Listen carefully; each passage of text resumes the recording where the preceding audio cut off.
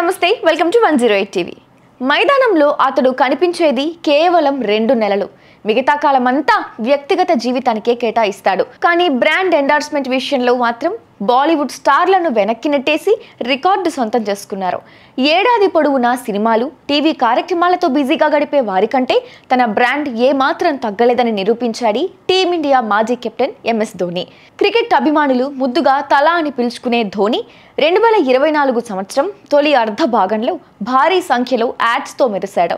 5 ఏళ్ల కిందటే అంతర్జాతీయ క్రికెట్కు గుడ్ బై చెప్పేసిన ధోని ప్రస్తుతం ఐపీఎల్లో మాత్రమే ఆడుతున్న విషయం తెలిసిందే. టామ్ మీడియా రీసెర్చ్ ప్రకారం 42 బ్రాండ్లకు ప్రచారకర్తగా వ్యవహరించాడు.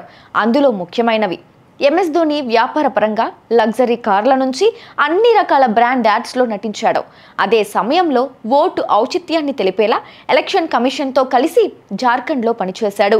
ధోని బ్రాండ్లలో కొన్ని Citroen, drone startup Garuda aerospace, ఫ్లిప్కార్ట్కు చెందిన Clear Hope, PepsiCo, EMotorad, Mastercard, గలాయిల్, ఓరియంట్ ఎలక్ట్రిక్ ఉన్నాయి. వచ్చే ఏడాది ఐపీఎల్లో మరోసారి అభిమానులను అలరించేందుకు ధోని సిద్ధమవుతున్నాడు. దీంతో ఈ సంఖ్య మరింత పెరిగే అవకాశం లేకపోలేదని బిజినెస్ వర్గాలు పేర్కొన్నాయి.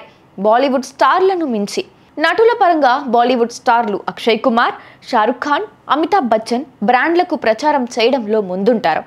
అక్షయ్ 22, షారుఖ్ 20, అమితాబ్ రోజుకు 16 గంటల చొప్పున స్క్రీన్ ప్రెజెన్స్ ఉంటుంది. వీరితో పోలిస్తే ధోని 14 గంటలు మాత్రమే.